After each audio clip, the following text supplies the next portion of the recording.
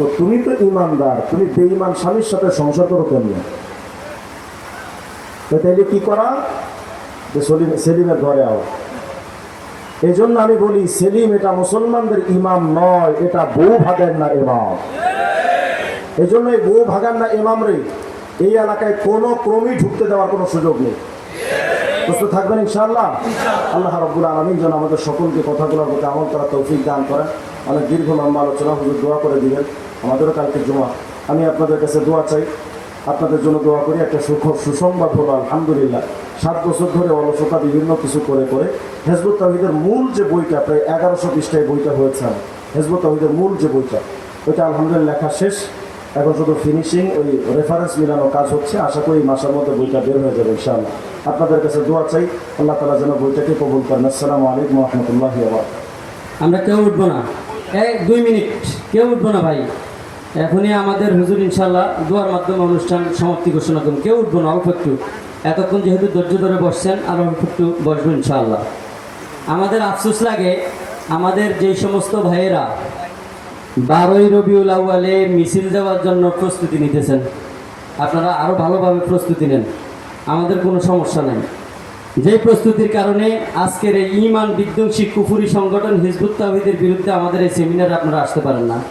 তো আপনাদের এই ব্যস্ততা, 12ই রবিউল আউয়ালের যে মিছিলের ব্যস্ততা, এটা শেষ হওয়ার পরে আমাদের পক্ষ থেকে আপনাদের কাছে দাবি হলো, এই কুফরি সংগঠন হিজবুত তাওহীদের বিরুদ্ধে, যেই কুফরি সংগঠন হিজবুত তাওহীদ রাসূল সাল্লাল্লাহু আলাইহি ওয়াসাল্লামকে রাহমাতুল লিল আলামিন স্বীকার করে না, তা আপনারা তো আশিক রাসূল দাবি করেন, অন্তত পক্ষে এই দাবির সাথে বিরোধিতা করে হলেও কচুয়ার যেই কোনো জায়গাতে আপনাদের নেতৃত্বে আমরা একটা সমাবেশ দেখতে চাই।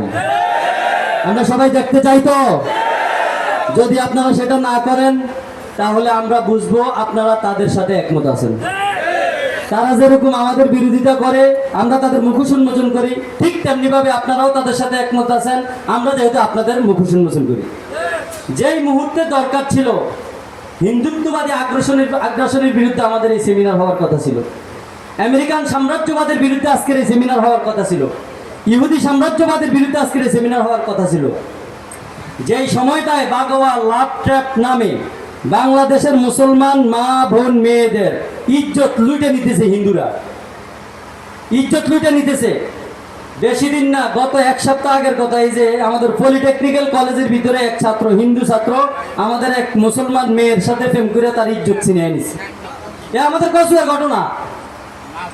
যেই সময়ে এগুলোর বিরুদ্ধে আমরা মানুষকে সচেতন করব, এই সময়ে আমরা নামদারি মুসলমানদের বিরুদ্ধে সেমিনার করা লাগে। এটা আমাদের কপালের দোষ, আমাদের আফসোস করা লাগে। তবে হ্যাঁ, কচুয়াবাসীর জন্য একটা সুখবর, যেই 2015 সালে 16 সালে এই পল্টন ময়দানে প্রজেক্টরের মাধ্যমে হিজবুত তাওহীদের প্রচারণা কচুয়াতে শুরু হয়েছিল, সেই একই জায়গাতে আমরা আজকে হিজবুত তাওহীদের বিরুদ্ধে কচুয়াতে যুদ্ধ ঘোষণা করলাম। আমরা এখান থেকে তাদেরকেও সতর্ক করতে চাই, আর হিন্দুত্ববাদী আগ্রাসন যারা করতে চায়, আমাদের মা বোনদের ইজ্জত যারা নিয়ে সিনেমিনি খেলতে চায়, বাগোয়া লাভ ট্র্যাপের নামে যারা মেয়েদেরকে প্রেমের নামে সম্পর্ক করে ইজ্জত নিতে চায়, আমরা তাদেরকেও সতর্ক করতে চাই। প্রশাসনকেও আমরা জানাই দিতে চাই, ইখওয়ান লাইব্রেরির পিছনে একটা হোটেল আছে, ইস্কন হোটেল। এই ইস্কন হোটেলের ভিতরে মুসলমানদের কার বিরুদ্ধে কি কি করা যাবে সেখানে সব আলোচনা হয়, এগুলো আমাদের কাছে আসে।